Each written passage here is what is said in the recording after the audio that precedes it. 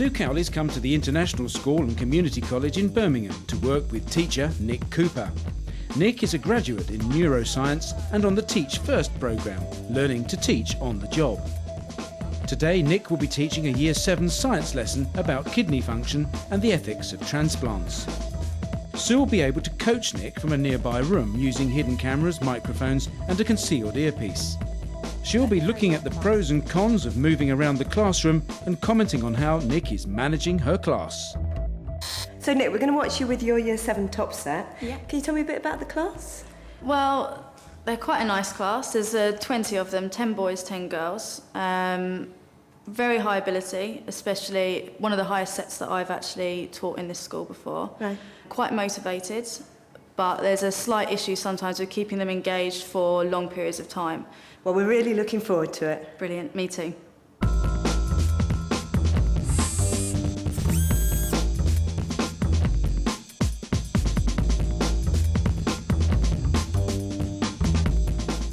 We're about to watch Nick with her top set Year 7 science group. She's asked me to look at how group work's going with her bright students. They don't seem to be working together that well.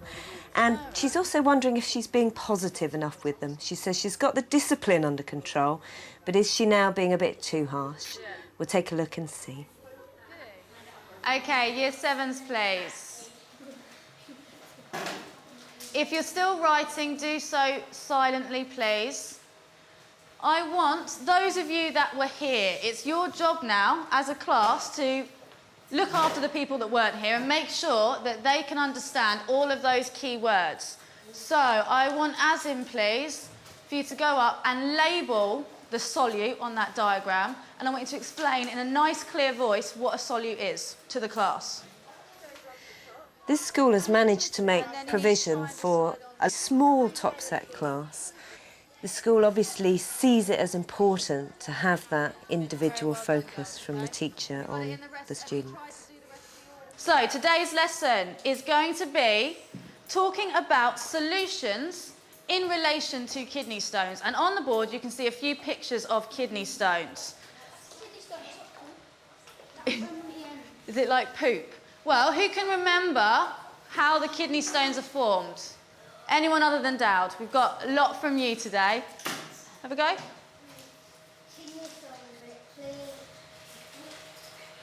You were doing really well. You're doing really well. It's about cleaning. Cleaning what?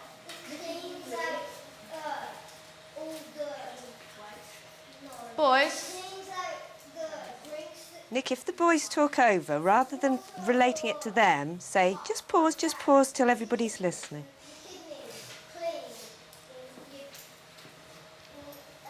Do any of you guys remember the painful way in which we have to get rid of kidney stones? There's a nice sense of humour going on here. She's got a nice sort of humorous relationship going with them.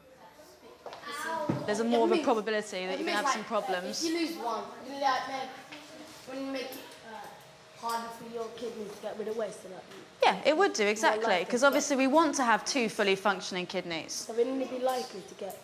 Don't call out, please. Right, I want to stop this now because I want to make sure that you're understanding what we are going to do. The top set, when they ask you something interesting or talk about something interesting, you want to kind of go with that. But at the same time, what you don't want to happen is get dragged off track from where you had intended the lesson to go. So it's always quite a delicate balance. OK, we've got bonds in there, but we could say it's a solid, but let's think about the new keywords. Solute, well done. Good look round at the board. Taking the initiative, well done. These ones. Solvent, OK? And we know that a solution is when we've added the solute to the solvent. We don't need a gas. Nick, the boys at the far end, away from where you can see them, are a bit kind of distracted. Do that. Maybe drag some of them round. Jack, can you come round here for me, please? Just so you don't think you can really see the board, and you two as well. I want you to be able to see this. Abdullah, move around there for me. OK, thank you very much. A little bit too much noise there, wasn't there? Now, what we've got in front of us is we've got our human model of a solid and our human model of a liquid. Some of you touching, some of you around. Ah, with your pencil as well, well remembered, Azim. Right.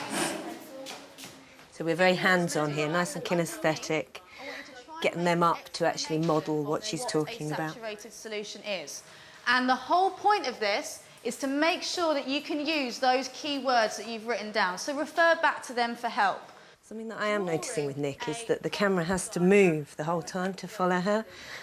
Now, this is lovely in a way because she's making good use of the space, but there's an extent to which it might be distracting some of the quieter students who like to have a more settled atmosphere.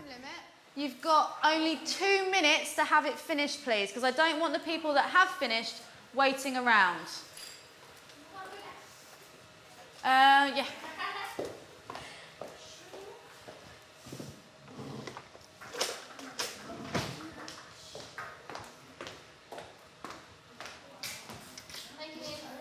Oh, that was rubbish. I think we just saw a little bit of the real Nick there. It's this kind of teacher Nick, but occasionally you get a little glimpse, which I think children really love when they see a bit of the real person. You've got 1 minute on whatever you're doing, just 1 more minute.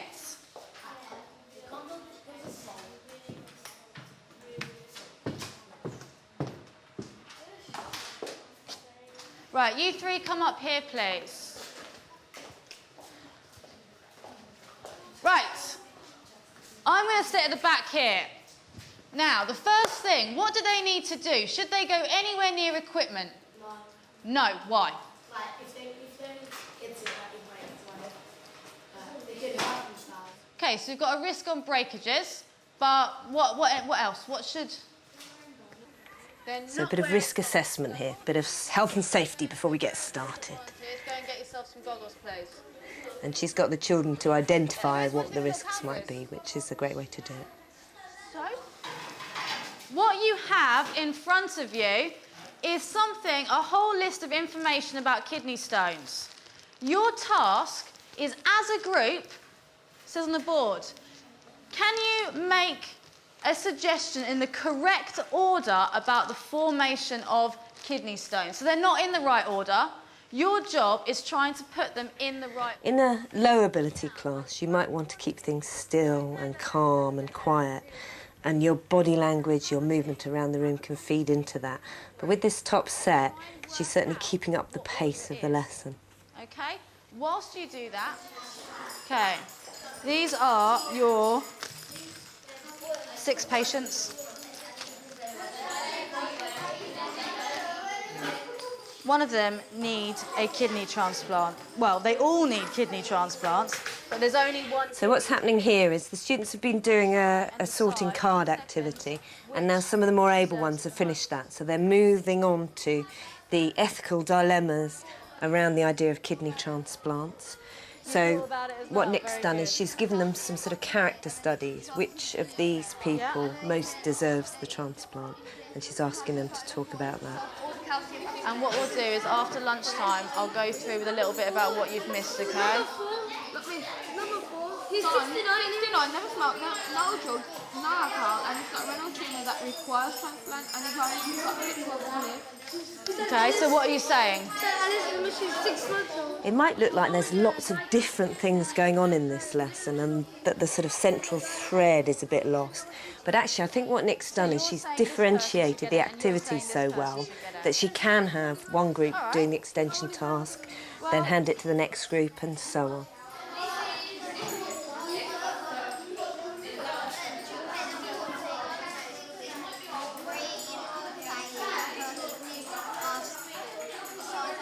Nick, give those girls a bit of positive reinforcement because they're really on task when she's finished reading that one out. We just want to have a go at thinking of the ethics behind it. You've been working really well today, girls. Mohammed. Huh? You've chosen this person. So why? Nick is being drawn to the right-hand side of her lab quite a bit. I don't know if that's because that's where the boys sit, or perhaps it's because she's right-hand dominant. A lot of teachers don't realise this, but if you're right-handed, your tendency will be to focus on the right-hand side of your room. And what you need to do is make a conscious decision to focus over to the left. OK. Keep your goggles on, remember? Nick, when you get the whole class together, can you stand completely still and don't kind of go into talking to them until they're ready? You might do a little hand signal, maybe a couple of clicks, clap, everyone looking this way. OK, year 7s.